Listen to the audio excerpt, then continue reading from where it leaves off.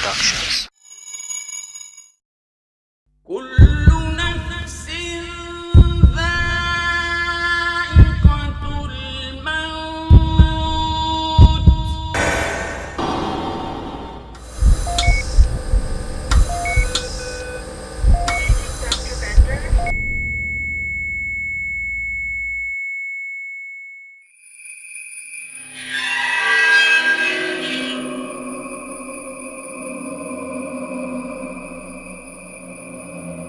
قل يتوفاكم ملك الموت الذي وكل بكم ثم إلى ربكم ترجعون ولو ترى إذ المجرمون ناكسوا رؤوسهم عند ربهم ربنا أبصرنا وسمعنا فارجعنا نعمل صالحا إنا موقنون.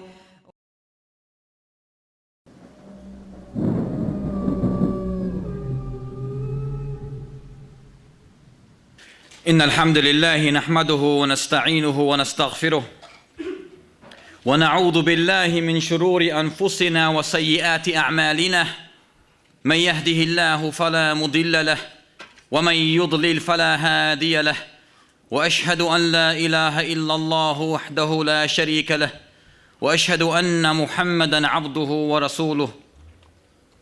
يا أيها الذين آمنوا اتقوا الله حق تقاته ولا تموتن إلا وأنتم مسلمون.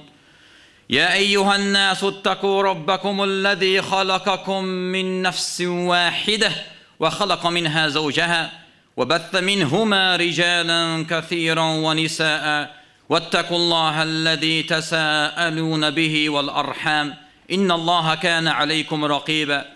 يا أيها الذين آمنوا اتقوا الله وقولوا قولا سديدا يصلح لكم أعمالكم ويغفر لكم ذنوبكم ومن يطع الله ورسوله فقد فاز فوزا عظيما. إن خير الكلام كلام الله عز وجل وخير الهدي هدي محمد صلى الله عليه وسلم وشر الأمور محدثاتها وكل محدثة بدعة وكل بدعة ضلالة وكل ضلالة في النار.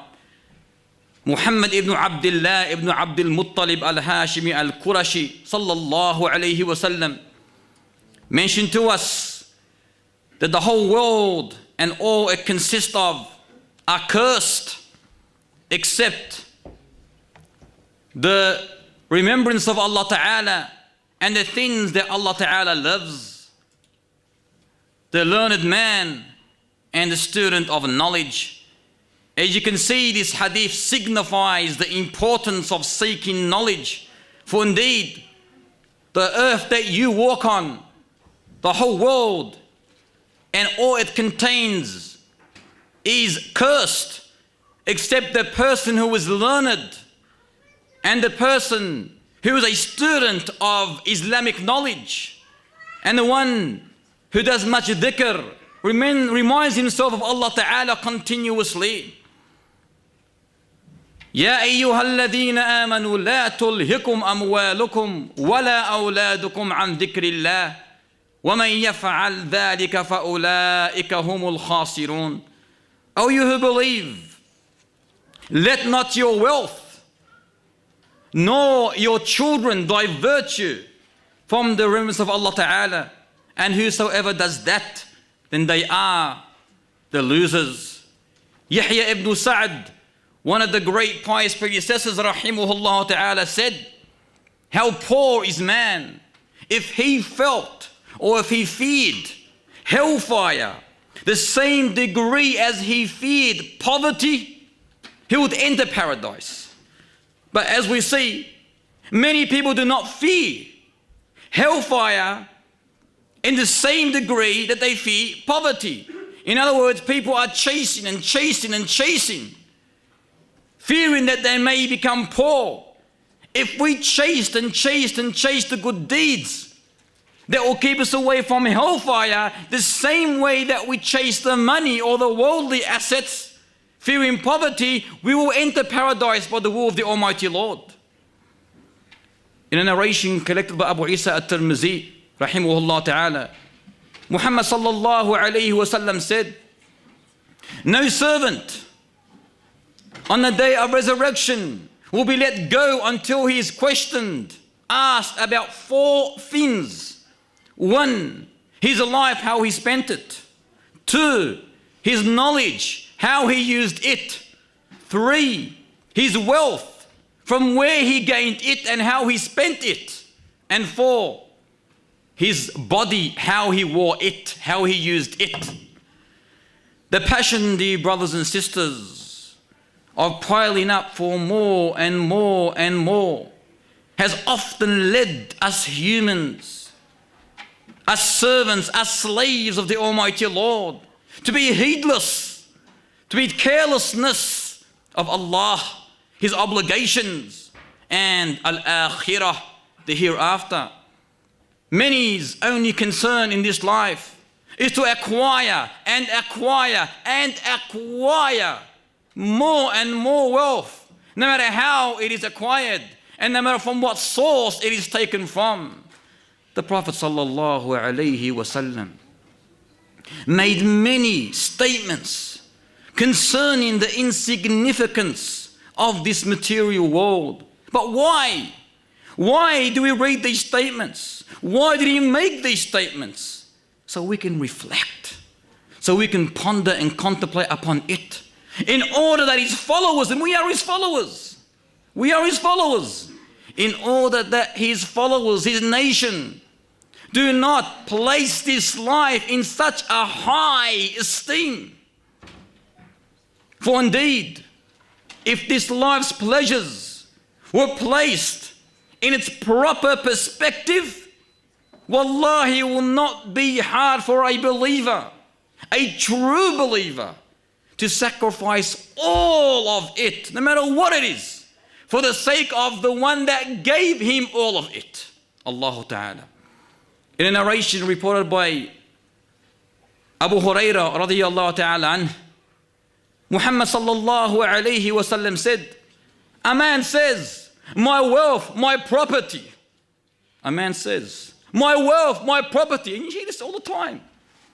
Oh, my wealth, oh, my property. But the hadith says, whereas his property or part of his property consists of only 3 things.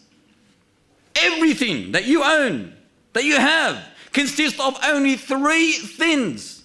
What he eats and uses up, what he wears and makes threadbare, and what he gives away in charity, and thus acquires an eternal reward.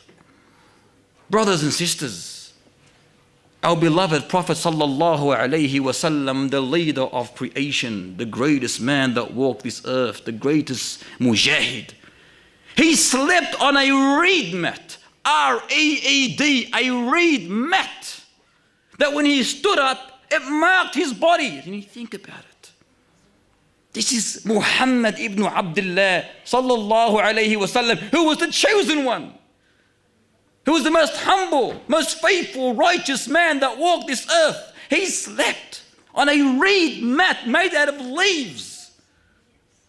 And when he stood up, it marked his body. It marked his body. So Abdullah one day said to him, Ya Rasulullah, allow us to make something more comfortable for you, so it will not mark your body. Something more softer, more comfortable. You can feel comfort when you sleep. What was his response? Yeah, make sure it's the best queen size mattress. No. He said, Ya Abdullah, what have I to do with this world? In relation to this world, I am no more than a traveler, a rider who seeks shade underneath a tree and thus wakes up and leaves it. He took Abdullah ibn Umar one day by the shoulders and said, Ya Abdullah, be in this world as though you were a stranger or a wayfarer, and consider yourself among the inhabitants of the grave. Umar ibn Khattab, his father, radiyallahu ta'ala, walked in one day into the Prophet's room. There was nowhere to sit. He saw no cupboard. He saw no bed. He couldn't go to the fridge and get a drink, a cold drink,